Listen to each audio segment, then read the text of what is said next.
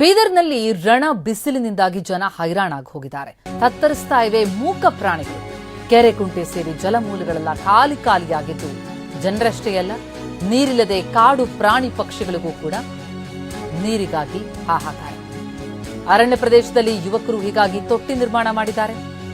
Cement ತೊಟ್ಟಿಗಳನ್ನಿಟ್ಟಿದ್ದಾರೆ ಸ್ವಾಭಿಮಾನಿ ಗೆಳೆಯರ ಬಳಗ. ನಿತ್ಯ ಆ ತೊಟ್ಟಿಗಳಿಗೆ ನೀರು ತುಂಬಿಸ್ತಾ ಇದ್ದಾರೆ ಯುವಕರು. ಪ್ರಾಣಿ ಪಕ್ಷಿಗಳ ದಾಹ ನೀಗಿಸ್ತಾ ಇದ್ದಾರೆ ಈ ಸ್ವಾಭಿಮಾನಿ ಗೆಳೆಯರು. ರಣ ಬಿಸಿಲು ಜನರನ್ನಷ್ಟೇ ಅಲ್ಲ, ಪ್ರಾಣಿಗಳನ್ನು ಕೂಡ ಹೈರಾಣಾಗಿಸಿದೆ. ಹಾಗಾಗಿ ಅರಣ್ಯದಲ್ಲಿ ಯುವಕರು ತೊಟ್ಟಿ ನಿರ್ಮಾಣ ಮಾಡಿ ಪ್ರಾಣಿ ಪಕ್ಷಿಗಳ ದಾಹ ನೀಗಿಸುವಂತಹ ಕೆಲಸವನ್ನ ಸ್ವಾಭಿಮಾನಿ ಗೆಳೆಯರ ಬಳಗ ಮಾಡ್ತಾ ಇದೆ. ನಮ್ಮ ಪ್ರತಿನಿಧಿ ಸುರೇಶ್ ನಾಯಕ್ ಗ್ರೌಂಡ್ ರಿಪೋರ್ಟ್ ನೀಡಿದ್ದಾರೆ, ನೋಡೋಣ ಬನ್ನಿ. ಬೀದರ್ ಜಿಲ್ಲೆಯಲ್ಲಿ ಬಿಸಿಲಿನ ತಾಪಮಾನ ದಿನದಿಂದ ದಿನಕ್ಕೆ ಇಲ್ಲಿ ಜಾಸ್ತಿ ಆಗ್ತಿರ್ತಕ್ಕಂಥದ್ದು.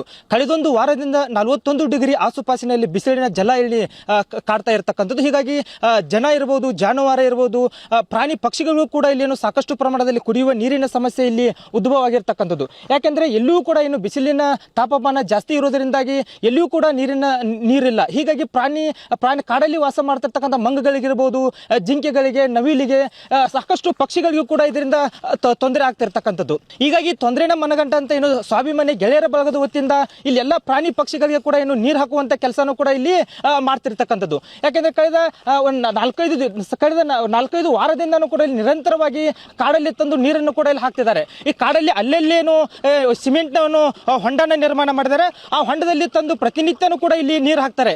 ಇಲ್ಲಿ ನೀರು ಹಾಕಿದಂತ ಎಲ್ಲವನ್ನೂ ಕೂಡ ಏನು ಮಂಗಗಳಿರ್ಬೋದು, ಜಿಂಕೆಗಳಿರ್ಬೋದು, ಅತಿ ಹೆಚ್ಚಾಗಿ ಈ ಬೀದರ್ನ ಚಿಟ್ಟ ಫಾರೆಸ್ಟ್ ಅಲ್ಲಿ ಅತಿ ಹೆಚ್ಚಾಗಿ ಜಿಂಕೆಗಳಿದಾವೆ. ಅದರ ಜೊತೆಗೇನು ಕೂಡ ಮಂಗಗಳಿದಾವೆ, ಅಳಿಲುಗಳಿದಾವೆ, ಸಾಕಷ್ಟು ವಿವಿಧ ಬಗೆಯ ಒಂದು 100 ಬಗೆಯ ಪಕ್ಷಿಗಳು ಕೂಡ ಇಲ್ಲಿ ಇರುವಂತದ್ದು. ಹೀಗಾಗಿ ಅವು ಎಲ್ಲಕ್ಕೂ ಕೂಡ ನೀರಿನ ದಾಹ ಹಿಂಗಿಸುವಂತ ಕೆಲಸನೂ ಕೂಡ ಇಲ್ಲಿ ಸ್ವಾಭಿಮಾನಿ ಗೆಳೆಯ ವರ್ಗದೊಂದು ಮಾಡ್ತಾ ಇರ್ತಕ್ಕಂಥದ್ದು. ಈಗ ಸದ್ಯ ಅವರೇ ಇದ್ದಾರೆ, ಅವರನ್ನ ಮಾತಾಡ್ಸೋಣ.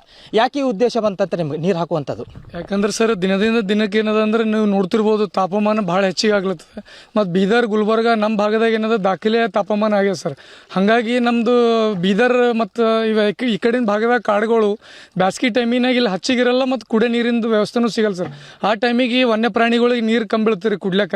ಅವೆಲ್ಲ ರೋಡಿನ ಮೇಲೆ ಬರೋದು ಮತ್ತು ಮಾನವ ಮತ್ತು ಕಾಡು ಪ್ರಾಣಿಗಳು ಸಂಘರ್ಷ ಆದಂಗೆ ಆಗ್ಲತ್ತಿತ್ತು ಸರ್. ಹಾಗಾಗಿ ನಾವು ನಮ್ಮ ಸ್ವಾಭಿಮಾನಿ ಗೆಳೆಯರ ಬಳಗದ ವತಿಯಿಂದ ಏನು ಮಾಡಿದ್ವು, ಸಿಮೆಂಟ್ ಕುಂಡಗಳು ತೊಗೊಂಡು ಬಂದು ಅದಕ್ಕೇನದಂದ್ರೆ ನೀರು ತುಂಬುವಂಥ ಕೆಲಸ ನಾವು ಮಾಡ್ಲತ್ತೀವಿ ಸರ್. ಪ್ರತಿ ವರ್ಷ ನಾವು ಎಲ್ಲೆಲ್ಲಿ ನಿರ್ಮಿಸಿದೆವು ಕುಂಡಗಳು, ಅಲ್ಲೆಲ್ಲ ಪ್ರಾಣಿಗಳು ಏನದಂದ್ರೆ ಅಲ್ಲೇ ಒಂದು ಅವ್ರದ್ದು ವಾಸಸ್ಥಾನ ಮಾಡ್ಕೊಂಡೇ ಮಾಡ್ಕೋತಾವ ಸರ್. 3-4 ತಿಂಗಳು ಏನದ ನೀರು ಸಿಗ್ತಾವ ಅಂತೇಳಿ ಈ ಒಂದು ಉದ್ದೇಶದಿಂದ ನಾವು ಮಾಡ್ತಾ ಇದ್ದೇವೆ ಸರ್ ಇದು ಕೆಲಸ. ಕ್ಯಾಮ್ರಾಮನ್ ಕೃಷ್ಣ ಜೊತೆ ಸುರೇಶ್ ನಾಯಕ್, TV9 ಬೀದರ್.